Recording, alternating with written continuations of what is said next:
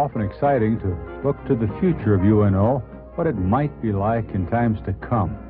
Sometimes, though, it's important to stop and take a good look at the past of the university, the people and the happenings that help make the excitement of future history possible. With this in mind, join me for Reflections in Time.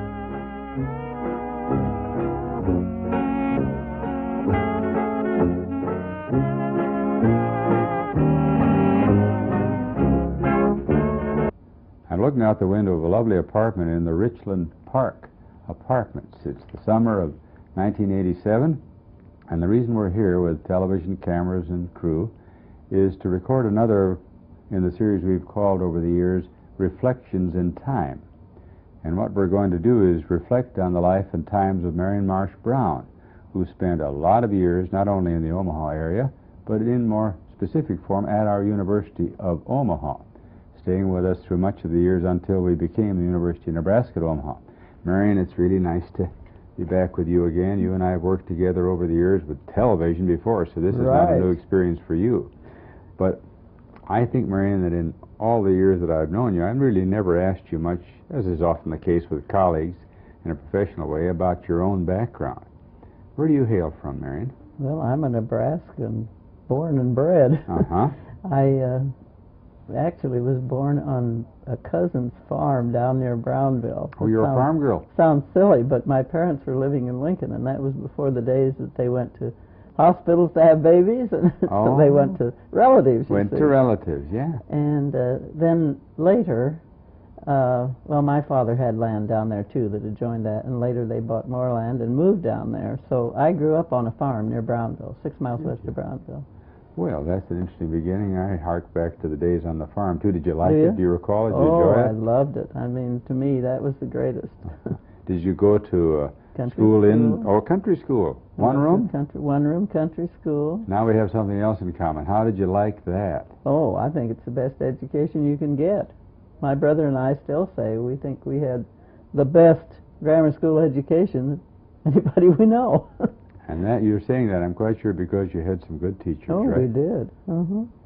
One-on-one. One-on-one, and plenty of time. Was it a small group of students? Yes, sometimes, 7, a dozen, something like that. Yeah. And later, you might be interested in this, I don't know. Later, a cousin and I took that schoolhouse, which was just about to fall down, and refurbished it, and for a time, classes came out from various places and had one day of school in the country schoolhouse just to see what it was like. Just to get the feel. Isn't that wonderful? I'm sorry to say that it's now going back to the earlier state of disrepute. Where it was before. That was a nice gesture, though. So you liked. We enjoyed it. You liked the country, and you liked country school. Then what happened after that for you? You didn't stay in the country. You went other places. I went to Peru to college. Oh, did you? College. Which was close to home. Yes, received my A.B. there, and master's at the University of Nebraska, Lincoln. Had you started by that time to have an interest in English and writing and the things that occupied much of your life? Oh, yes, even.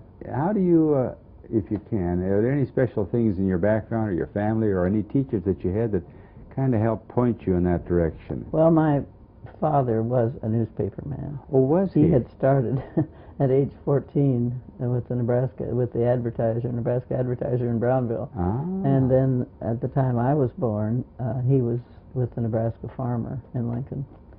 And maybe that had something to do with it. I think mostly the fact that I loved to read, and that probably pointed me in that direction. I had good English teachers in high school. And that's what helped develop that love of reading, I'll bet, didn't it? And writing, both. Yeah. So by the time I was in college, I was submitting some things for publication. Oh, you'd already started to write? Like feature articles. What's the first thing you wrote? Do you remember? Oh, first thing I had published, I was 10 years old. And wow.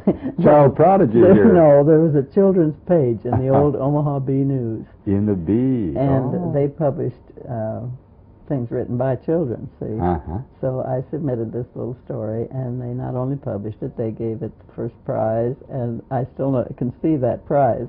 It was a big book that said, "I Wonder Why," was the title. And I always thought that was very appropriate, you know, Yeah. to give to a child that was Indeed interested in writing. so. And it was a light blue book and a big gold question mark on the outside, and I can still see it. So here came your first residuals. That was my really first. Well, that was a beginning. And then, now you still were living, though, out in the country, and/or was your home still down there in the Brownville area? After my father died, then Mother moved to Peru. Oh. Bought a house in Peru, and I was about, junior, I guess, that year in college when she moved up there.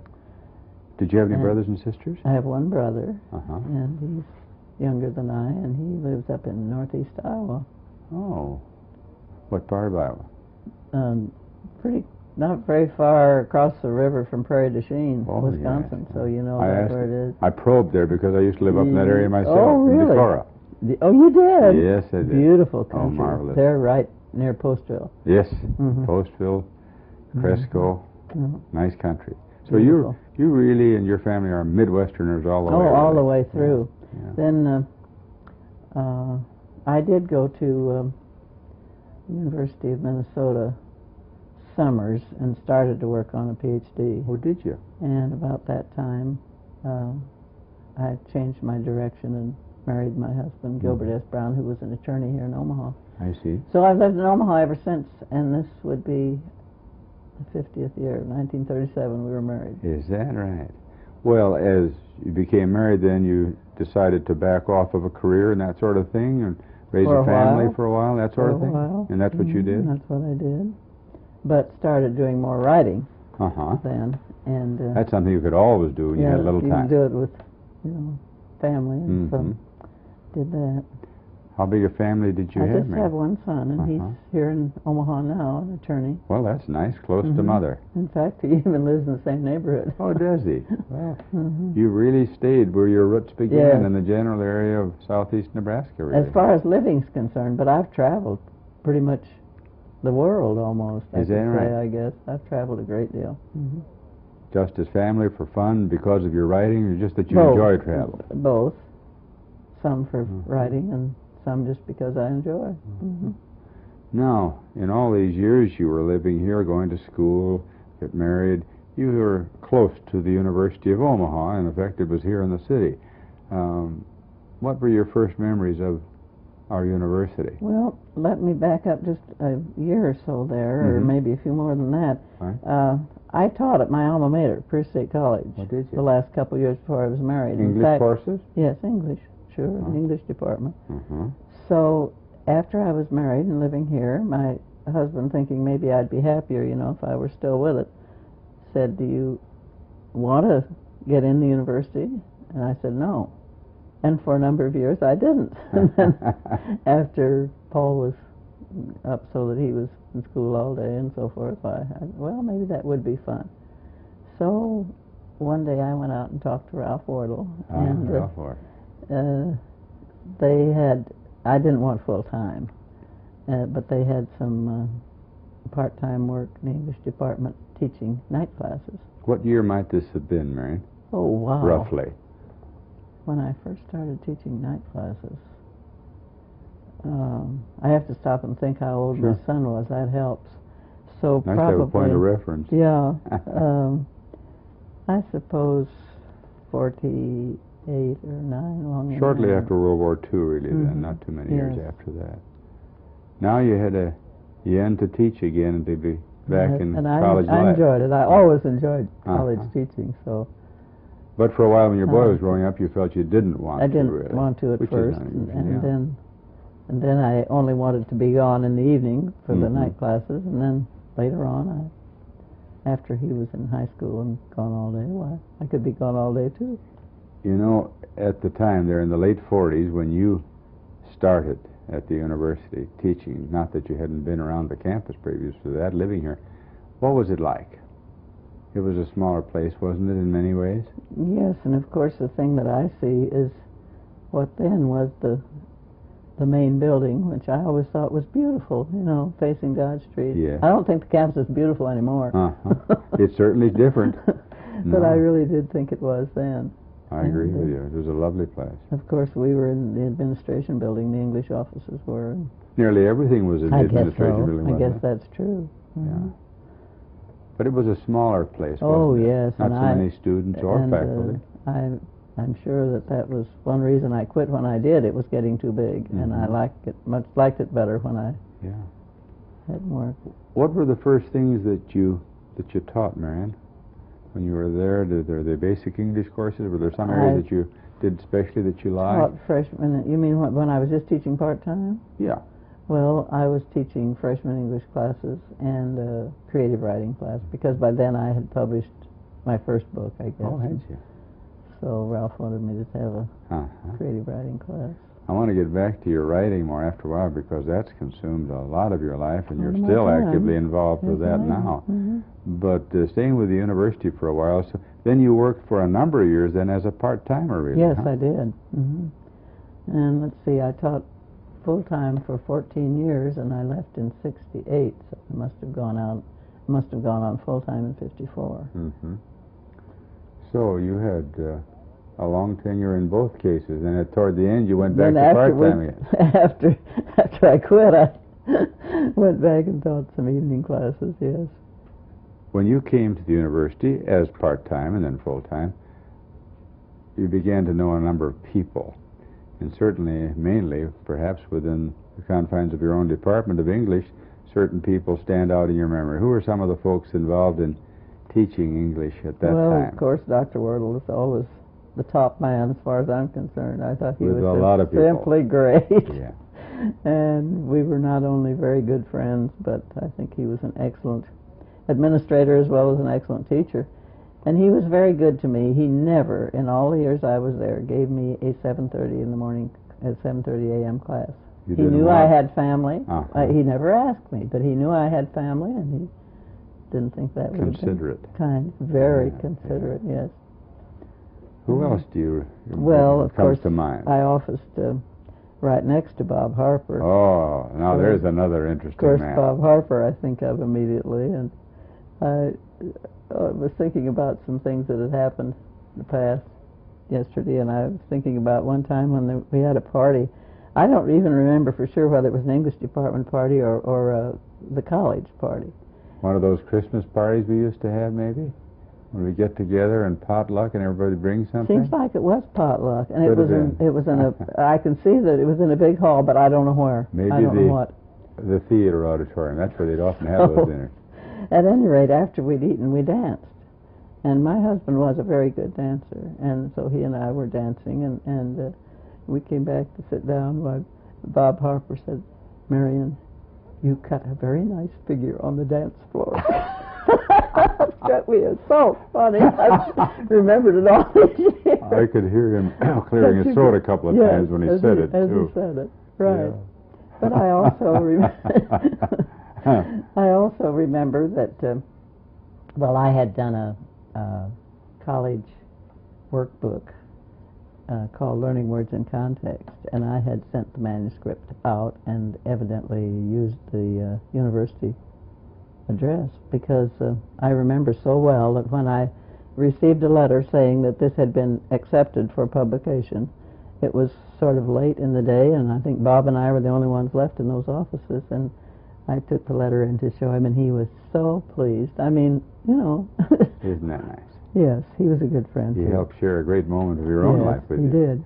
Yes, he was a good friend and eventually an administrator, too, Yes, I himself know. for Mhm. so many years. And the kind of person we often thought of as the real scholar, along with Ralph Wardle.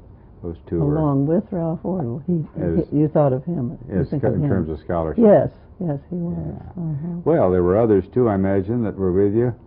Paul Rogers, Oh, yeah. next door. I remember Paul, too. Tell if you can remember anything about Paul. I remember him. He was a fun man. Well, I don't know whether some of these things I should tell or not. Why not try one? One, I remember that we were both going out of our office doors to go to class, you know, one time. And he looked at me and said, "Oh, Marion, clean your glasses. They're just awful." Well, I couldn't.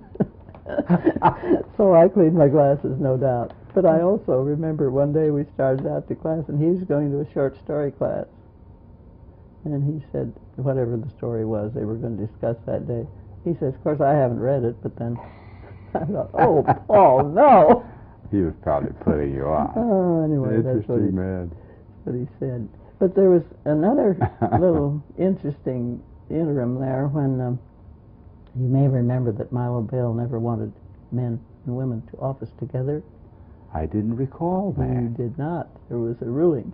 Was there? Against That's it. interesting. But the English departments got very tight, and they needed space. And he finally told Ralph Wardle, there was a new man that came in. I can't remember his name. I can see him, but I don't remember his name. And so Bale told Ralph Wardle, you can put him in with Marion. I trust her. That was a real... that's good. I didn't know he had that rule. He had lots of Yes, he did. definite things he wanted accomplished, and one was to keep men and women separate in offices. Yeah. Where was the English department then? In what part of the administration building? People who watch this tape will remember the old building usually very well. Way up on the third floor, weren't you? Third floor, and we had that whole tier of offices along on the, I don't know directions, Paul. I don't know what side it was. No, but you taught and did everything pretty much right in that area. There, yes. Yeah. Across the... It was kind of a cozy arrangement, wasn't it? It really was. It was very nice. It was almost like a family. We could spend our whole day inside, couldn't we, if we wanted to, if the weather were rainy like today or whatever. Eat and work and even go to the library almost. By that time, the library had moved to another... over in the other building, Well, there were other people on campus, too, I'm quite sure that you remember, beyond your department. Anyone from that you think of we could come back to. Are there any other people from the department you would like to remember? No. Later, Dick Lane officed next to me, and of course I always was very fond of Dick and thought he was... I thought he's a scholar, too. Mm-hmm. But going outside of the department, well, let's talk about when I started supervising student teachers in English. Oh, yeah. And Dean Gorman. He came to me one day and asked me if I would be interested in supervising the English practice teachers. What did that involve? A lot. A lot of time. Did it? Because I was conscientious about it, and I always had conferences with my teachers after I observed them and told them what I thought they needed to do better and what they did well and that kind of thing. Well, so you'd go out and observe these young people in the teaching schools in the where class. they were teaching, yes. But I was going to tell you about when he introduced me then to his faculty, because you see, then I was partly in arts and science and partly in education in the two different colleges. Mm-hmm. And I remember when he introduced me, he said, not only do we have an addition as far as our teaching staff's concerned, but she's a very good-looking young lady. And of course, I like that. Yes. I wasn't so young either. Dean Gorman was a pleasure to everyone he touched, I think. He was. I had him as a teacher personally. And did you? Yeah, a wonderful man. And then, of course, I worked then directly under Paul Kennedy then in that department, because he was then head of secondary ed. How'd you get along with Paul? Oh, fine. Paul and I are good friends. He's another, what we class as character, I think. Yes, I think he is. But very knowledgeable in so many areas of education. He recently wrote me a letter, and I thought it was very nice of him, and I'm ashamed to say I haven't answered it or done anything about it, but he had heard my son give a talk at, I don't know, Rotary or something, and he wrote me to tell me how well my son had done and how pleased he was to hear him. Another thoughtful Now that's thing. Being a friend. Yes, indeed it is. And he was and is. So you really spent time in really two colleges. Yes, I did. Mm-hmm. Did you like that? I liked it all right until toward the last, and there were too many teachers in English that I needed to supervise, and I felt that I was spread too thin. Mm-hmm. But last year I was there, I had 13 teachers that I had to observe and report on, and that was too much. Along with other teaching responsibilities? Yeah, yes, and I'm still teaching in the English department, and then I had to teach one class in English methods, you see, in that other college. As you think back about teaching, first, before we go to that, are there any other people that come to mind? We can put them in wherever they remember them. Other people administratively or on the faculty colleague level that you recall that you enjoyed. Elizabeth Hill came in then while I was Was she? Still Did she there. came while you were Oh, there? yes, and I enjoyed her and worked with her, and I can't remember whether, I think we must have been sponsors, I'm not sure of this, but we worked together some, and this Waiakaya, which is a strange sounding name, but I think it was mortarboard, you know, I mean, before we could have mortarboard out there was this organization called Waiakaya, and so I have been friends with Elizabeth ever since, too, enjoyed her very much. Who was the president when you came to the campus? I know, but I'm just Dr. Mabel L. When you say it or when I say it, what comes to mind? Because everyone who's been around the university at least a few years back, the first person often that would come to mind would be Dr. Vail. What are your memories of him? I think much pleasanter and better than maybe some other people would report. And the reason I say that, I suppose, is that I was always happy at the university. I never felt that because I was a woman I was being downgraded or underpaid or anything. I felt that I was treated fairly, and of course I didn't have a lot of personal contact with him, but well, for instance, a year or so before I retired, Ralph Wardle went to him with the suggestion that they would like to make me a full professor, and he went along with it, and that was, to me, that was great. I thought it was very nice. I have no feeling of animosity towards Milo Bale. People often do have definite feelings about him one way or another because of, but one always knew where he stood, didn't we? Yes. He was. Oh, yes. He'd make definite evaluations and let you know, which in many ways was kind of nice. He also could take action easily. I guess so. Yeah. But as I say, I never was involved in anything with him in which I was not well treated. So. Well, the years that you were there, Marion, was Dr. Wardle the chair of the department most of the years then? He was chairman. Interestingly enough, I can't remember whether Bruce Baker was chairman then before I left, I guess. Interestingly enough, I was the person who really interviewed Bruce Baker when he first came out there. Ralph was gone during the summer. Ralph Wardle he always went out east or somewhere to do research. And he left me kind of in charge, I guess, you know, and so one day I was sitting there in the office, and this young man came in and said he was interested in a possible position in the English department, and it was Bruce Baker. I told him what route to take and so forth, and so later not only did he become a member of the department, but he became chairman, I guess, while I was still there. As we record this in 1987, he's still hard at it. Still there, but now he's back in a full teaching role.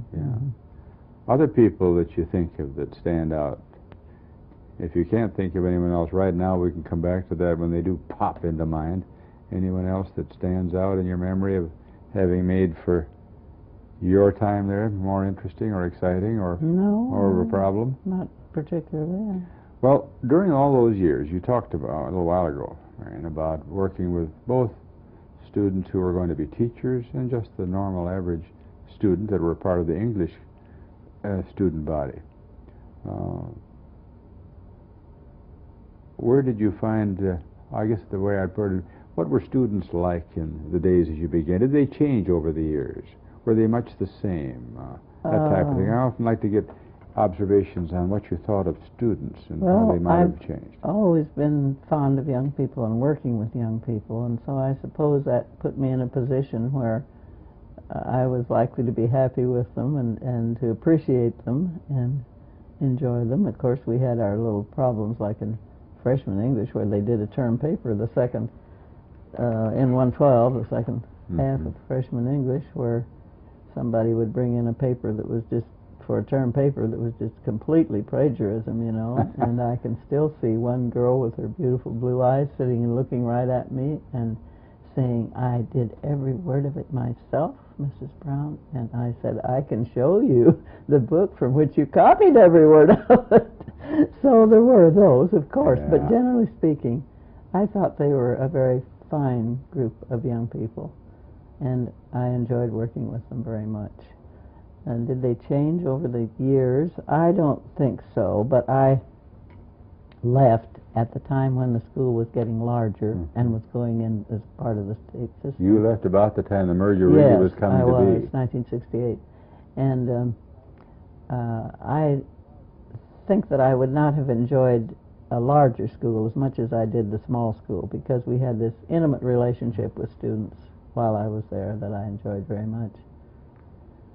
And I always respected these students that were working, maybe 40 hours a week and still getting out there working to get a degree and getting them. Not uncommon even today. You spent a lot of years as a part-time and as a full-time teacher, Marion. Yes, I did. If you were going to make a list, and I wish you would just jot it down orally for us now, what were the things about teaching that you enjoyed the most? Well, number one, the relationship with the students, of course, and seeing some of them really come through, like creative writing classes I was teaching. I had a few who published before they left me. Did they? And that's rewarding. Oh, indeed so. And over the years, as I've met people, that were in my classes who said that they still remembered things that I taught them and that sort of thing, was rewarding. What else did I like about teaching? I liked the fact that I was teaching under Ralph Wardle, because he made no demands. He lets you go your own way and do your own planning and so forth. I liked the association with the other faculty members. I just liked my job. Paul. Well, that's enough. That's nice. That's nice. But along with your job, as you say, your professional career as a teacher, during all these years, as you were describing a few minutes ago, you started to write. Yes, I was writing books from 1948-49. The first one came out. To me, writing is one of the hardest things in the world to do. It's just a lot of hard work. Now, why does one like you spend so much time doing something that hard? Or maybe it isn't hard for you, that hard. I think that's the answer. It isn't that hard. And again, like enjoying teaching, I enjoyed writing very much. In fact, when I quit at the university, I quit with the idea that I wanted to spend more time writing. And you did, didn't you? And I don't know. After I quit, I think maybe I've done so many other things that I don't spend as much time writing as I thought I would. But at least I'm still with it. Well, that career that began as a little girl, when you first published, as you were describing a while ago, how did that continue? By now, in 1987, you have written and had published a lot of things. Just let's take the history of that part of your life, because that's been a big part of your life. Yes, what were some of the first things that you did, and how did that grow and change in any way? When I had a little boy, I was writing little stories for children's magazines and Sunday school papers and that kind of thing. And then later, well, I suppose I must have said I'd like to write a book, because I'd just been writing short things, And really, my husband gave me the idea for my first book, because he was quite a historian, better historian than I was. And he was an attorney also. And he said, why don't you write a book about Nathan Hale? I don't think enough's ever been done about him.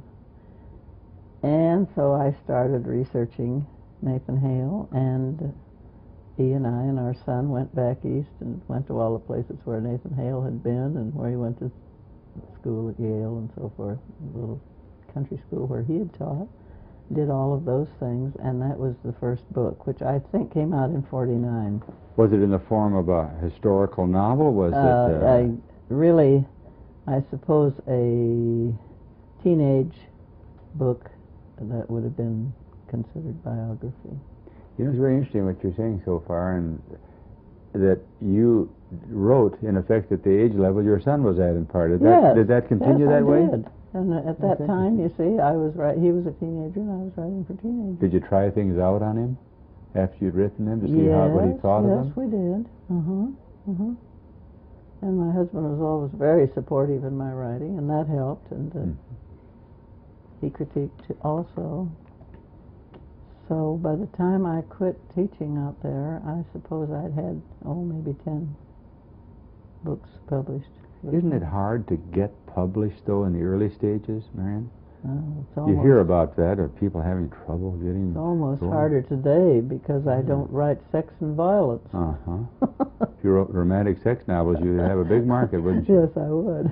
But that isn't the type of thing I enjoy doing. And that very first book, I submitted to a contest with Westminster Press. And it did not win in the contest, but the editor wrote me and said, we'd like to publish this. If you would cut it, I forgot now how much I had to cut. I guess I've always been too wordy. Anyway, I cut it, and they published it, and we went on from there. But you kept in that teenage child vein during much of your time as a writer, didn't you? In fact, the latest book that I have just done, Sacagawea, is for junior high level. But no, I haven't done entirely that. I've what are done some of the other things you've several done? adult things. For instance, I did the Brownville story, which was a popular history of our first town. Oh, yeah, Brownville, right back home. Right back home. And I've done, with a collaborator, 2 books on Willa Cather. Well, who have you been working with? Is someone from around here? Or? I worked with Ruth Crone, who was originally a student of mine at Peru State College. Is that right? Yes. And she went on to be a writer, too? And a teacher. Did she? And so we've done 3 books together. Well, that should be especially fun since you It was. worked with her and knew her as a student. But I wouldn't say it's easy to collaborate. It is No, not I want to easy. ask you about that. This business of occasionally, as I browse through the library, I take a book and it's written by 2 people. How in the world do you do that? And much of the time when we were working on these books, she was not in Omaha. She was teaching off someplace else, and the telephone bills were enormous. And but in a book, mail. with a variety of chapters and a storyline, whatever, how do you decide who's going to do what? We didn't ever write one of us one chapter and the other another chapter, like some people seem to do. We planned the book together and outlined it. Oh. And then she did most of the research, and I did the first writing, and then we would rewrite together or revise I together. see. So That was research, really the way we were. write, rewrite together. Mm-hmm. Well, that seemed like a comfortable arrangement. So that worked all right. But that's just one of many patterns that collaborators use, I suppose. I'm sure, because some say that they do write one chapter and the next chapter, but our writing's too different. I don't think we could have done that. Now, as a writer, in those early years, did you have an agent? Did you always deal directly with publishers? I've never had an agent. Oh, haven't you? No. Any special reason? Oh, because they take 10%, and I can't. I'm Scotch. I can't see myself giving up 10%. No. That's probably the basic But you reason. dealt basically right with the publisher. I have. Mm-hmm. Now, after you established yourself, when you'd written some things and you'd had them published, then perhaps you had a little more say in what you did. How did you decide what to write? Did editors give you a call and say, hey, I'd like to have you, like your husband suggesting Nathan Hale? Did you just come up with the ideas, give them a... And then when you're starting a book, do you have some idea if it's going to go or not, by way of approval from the publisher? Not necessarily. I usually start with query letters and query a publisher and say, I'm thinking about doing a book on such and such, and would you be interested? Mm-hmm. If they're interested and say they would like to see an outline and several sample chapters, we go from there. And then if they see those and like them, they offer you a contract. That's about the way we worked as a rule. So you do part of a book, an outline of the whole idea, and see if they like it. Yes. Mm-hmm. Sort of a preview, sort of But a pilot. once I start, I would finish the book. Even if they said they didn't like it, I would try somebody else, because I get an idea and get going on it. It pushes me, and I'm not about to stop, you know. That's an interesting thing you just said. Pushes you. I remember hearing a story about Hemingway. That he'd get up in the morning and sharpen pencils until he couldn't stand it anymore, and then he'd start to write. Now, to me, to sit down at a typewriter or a desk to just create something and put it on paper is a tremendous amount of work. How do you get going, Marion? Well, it is work. There's no two ways about that. Just the physical labor of pounding that typewriter. But as I said, once I get started on a book, then you see, I know what I want to do tomorrow. I've maybe finished this chapter, and I know what that next chapter is going to be. And I'm eager to get into it, see, and see how it comes out and works. And No, I've never found it difficult at all. You asked a question there, though, about do the editors or publishers ever come to you and say, do you want to do this book? This latest one that I've just done, Sacagawea, that'll be out next spring, I did for Children's Press in Chicago. And they also do a series, they do a number of series, and they mostly go into school libraries and schools, these books.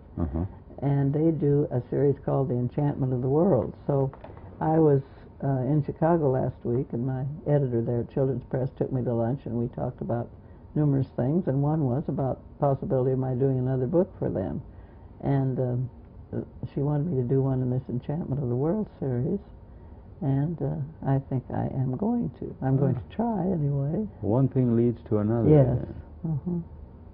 But ordinarily, they don't make the suggestion. Ordinarily, I do. But now you have a good relationship with this editor and this company. You're in a way in, aren't you? Yes. And that's the hard thing for a writer often, isn't it? Yes, I think so. I did 5 books at first for one publisher, Westminster, and then the editor there that I had just loved working with died, and it was a man, and I don't know if there's any man, whether there's anything to do with this or not, but the next editor was a woman, and she and I did not get along, and I quit Westminster and went to another publisher. Now, in the description of your writing relationship with the publisher, you keep using the term and the person editor. That's the key person that a writer relates to. Yes. Is this the person that evaluates your work, makes judgments on it, or are there others too that you deal with? Well, I don't deal with directly. No, I deal directly with the editor.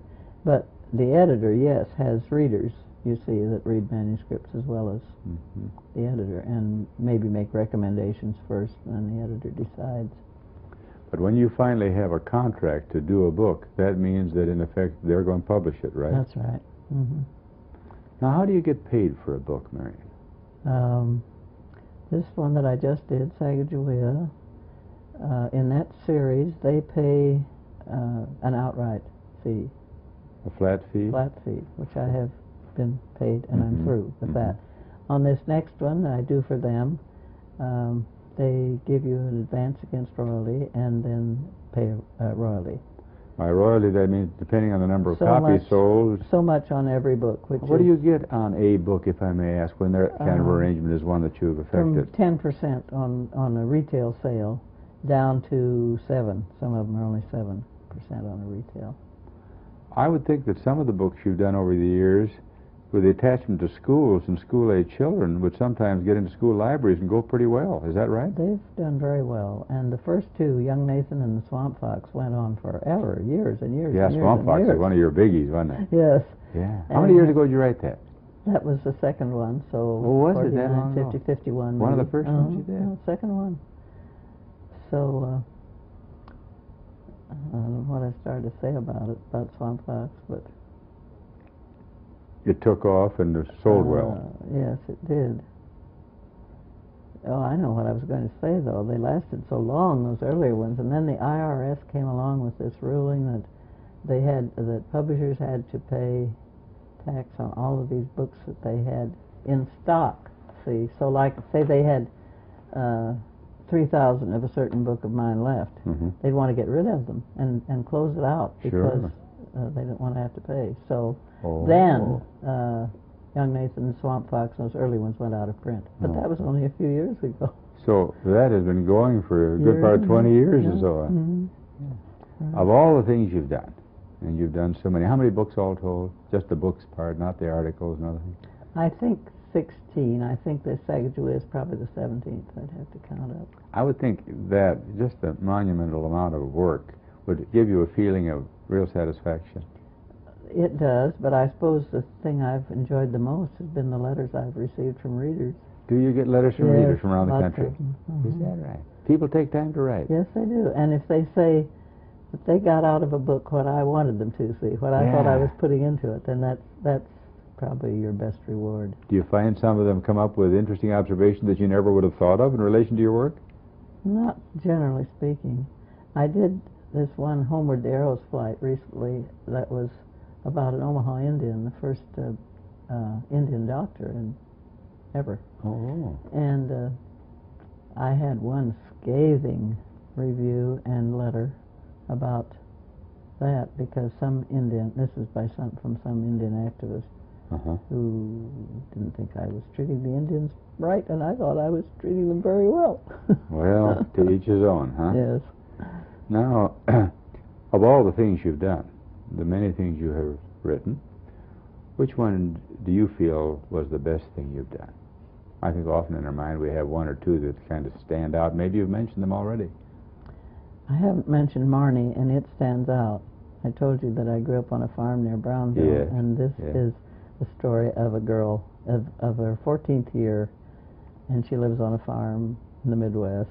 And that was you, huh? Probably that is the best thing I've done because I knew how she felt, and I could get it on paper. Did you ever make a character in a book that was really you or one of the people that you well, that's loved the and grew up with? closest. That's the closest to me and my brother. And this Marnie has a younger brother. Those are the closest. If you were going to, and I wish you would now, give advice to a young person or an older person who has a yen to do some writing but hasn't had any experience, they've gone through the basic elements of school that most of us have, but they really feel they want to write. What should they do? Take some classes, do this, do that? What would you give in the way of some general advice, Marion? My general advice is read, and write. You learn to write by practice just the same as you learn to play the piano by practicing it. You just can't sit back and theorize. You got to do it. No. Huh? And you can't wait until you think you have a big inspiration or something. You just get with it. But that over a period of time, I guess I go back to you again when you say that. Did you write a lot of stuff that you threw away and that you didn't like too? Oh, yes, some, but mostly I would say I have revised and I hope improved things that I didn't think were as good as I wanted them to be. When you do a first draft of a book, Marion, by the time it's finally published, is it really a lot different, both from what you suggested and your editor and anyone else who might have looked it over? Not basically different. Different in some places where I've changed wording or changed sentences. The plot remains the same. No, basically it's the same. And I've never had an editor change anything very much, except one of those Willa Cather books that I wrote with Ruth Crone. Yeah. And what happened there was that they changed editors on us in the middle of the stream. Oh. And we'd had this manuscript accepted, even with revisions we'd done. And this new editor wanted a different book, and we practically rewrote that book. It was very different from the original, but that's the only time I've ever had anything like that happen. Have you ever had anything published with rewrite and other things that you really weren't, when you finally turned it in and say that's it, and they did too, that you weren't too happy with it, and yet it went? That's kind of an interesting question. This last book, Sacagawea, I remember when I finished writing it, I said to my son, I don't think this is the best thing I've ever done. But now the other day when I read the the final copy that went in, I thought, that's not bad after all. So I don't know.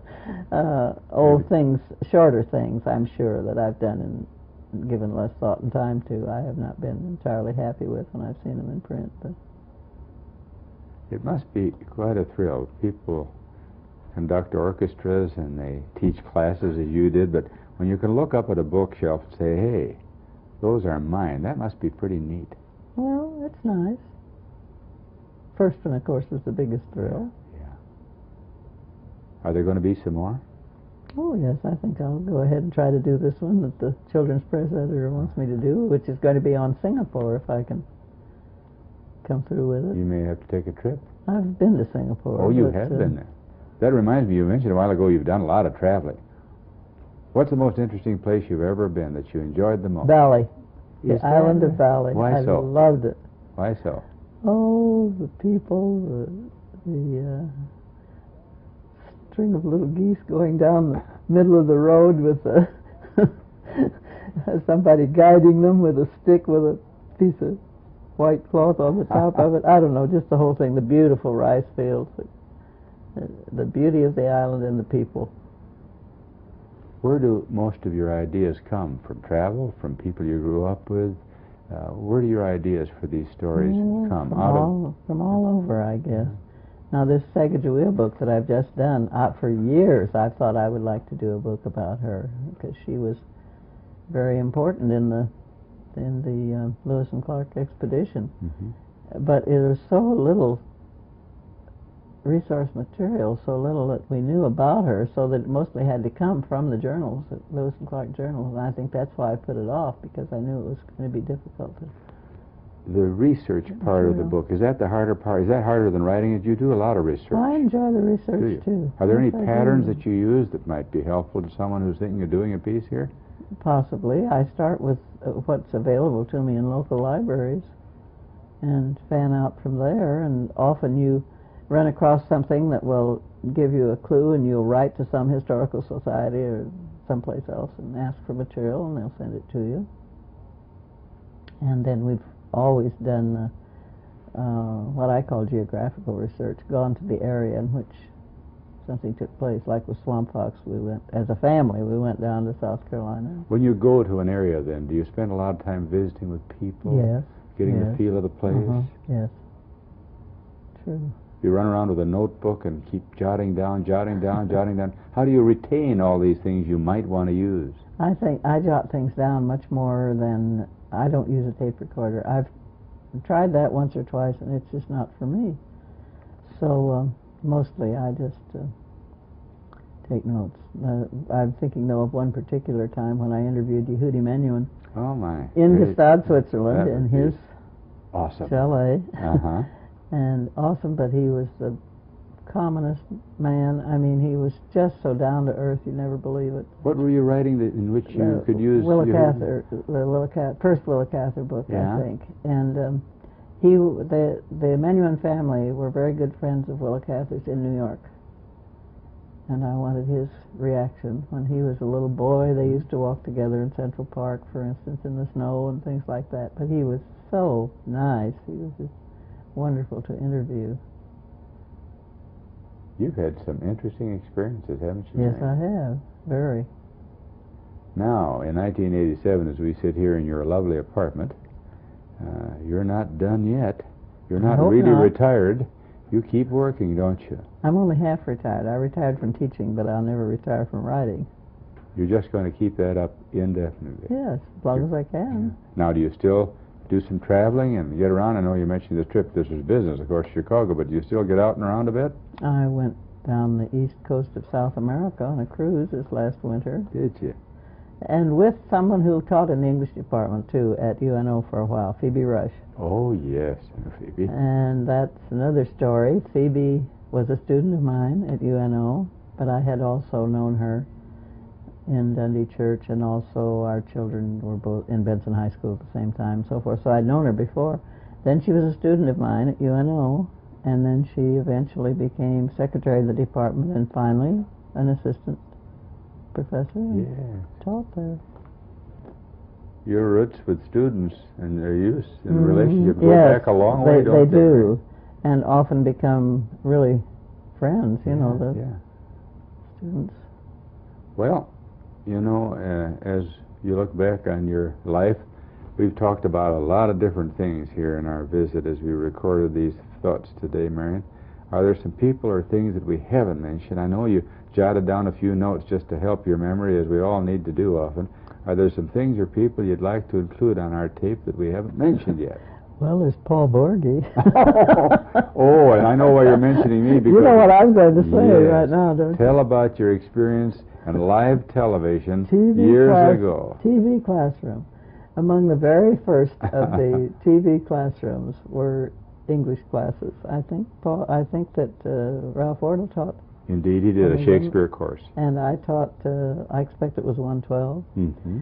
And so Paul was very involved in that, and we would meet on Saturday morning out in the studio, and this one particular morning I had on a black wool sweater. And right, it was like, I can still see it. I can too. It was like a cardigan, and at the waist there was a big silver buckle. And immediately when they started filming, oh, no, that just reflected, I guess, like I don't know what. Oh, it was like a beacon light. And so what did they do with it? This was the fun part. Yeah, this is the funny part. They put tape over my buckle. I guess the buckle was sewed on. I couldn't take it off. Yeah, no, it is. You couldn't remove it. Try that, I think. No, they just taped it over. So they taped it over. That was black and white television days. Black and white television. And as I recall, it looks fine. But so. it was live. We weren't taping as we are now. No, it was that gold. Was live. Yeah. Did you like doing television? Oh, not particularly. I didn't like the timing, for one thing, I think. You and Ralph Wardle. He hated it, He I think. hated it. Yeah. No, it was quite a demanding thing, really, was it? Because yes, we did them live, and it was, along with your other work, a heavy load.